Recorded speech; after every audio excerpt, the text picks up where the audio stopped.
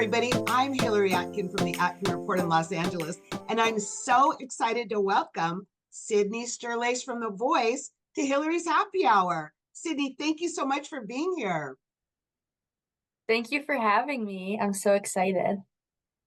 You're welcome. And I've got to talk about your blind audition of Driver's License. It was just stunning. You got Michael, Thank you. Gwen, Snoop, and Reba to swivel. So congrats on that four-chair turn. Thank you so much.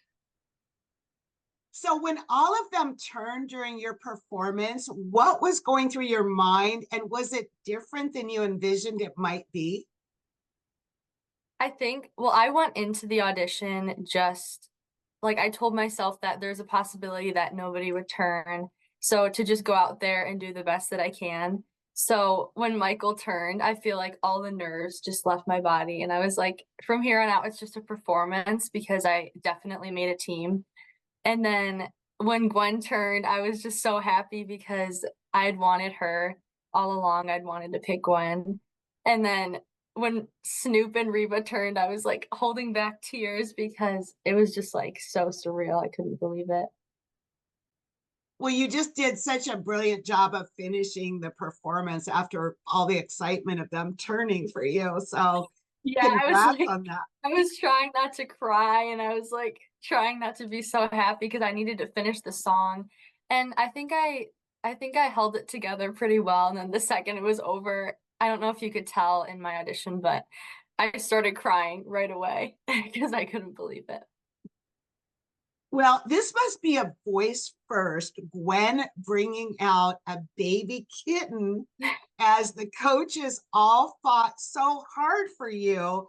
So, talk to me about your decision. Was it the precious little kitten, or what other factors? You said you went in with your heart set on Gwen, but what was it specifically that you wanted her to be your coach?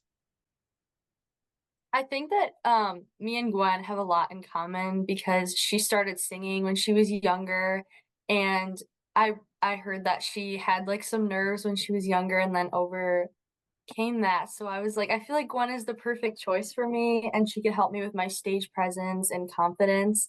But then when she brought the cat out and I could tell how much she wanted me, it kind of like made it known that I wanted Gwen. But I mean, Snoop wanted me too, so I was like, should I pick Snoop? But then I just went with my gut and chose Gwen. I think it's a great choice for you. And Sydney, you've been performing a lot around Buffalo, your hometown, and you even won a contest that landed you on Broadway for a week. So tell me more about your musical background. I've been singing since I could talk. I don't remember a time that I've not been singing. I started lessons when I was around like 8 years old, and I would do just local talent shows and just coffee houses or just shows here and there. Um, and then my mom submitted a video for a Broadway camp, and she didn't even tell me about it until after she submitted it. And I was like, oh, you did? Like, I didn't know what the camp was.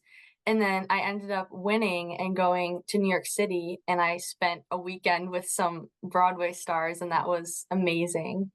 But then I came on the voice stage, and then I was like, but this is the most amazing thing I've ever done. And it's just like all of these things that all my dreams are coming true. And I just like, I need to come up with new dreams because they're all coming true. And it's crazy.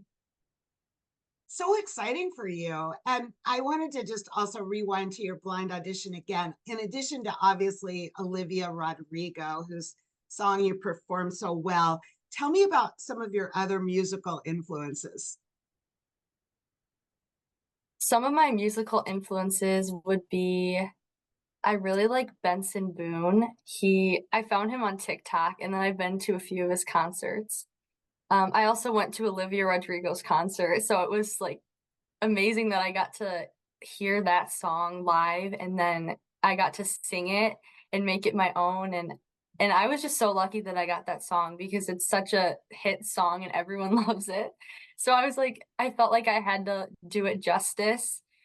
So there was definitely a little bit of nerves there. But I also like Megan Maroney and Morgan Wallen. I listen to a lot of country. And what has been the reaction of your schoolmates to your being on The Voice?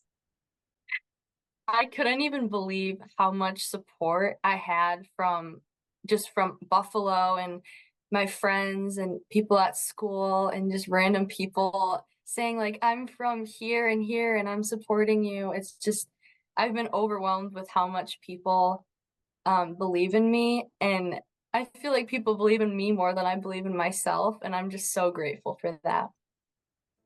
Sydney, I cannot wait to see what is next during your voice journey. And I want to thank you so much for being with me on Hillary's Happy Hour. And I want to propose a toast to you and your continued success on The Voice. Thank you so much for having me. Cheers to you. Cheers.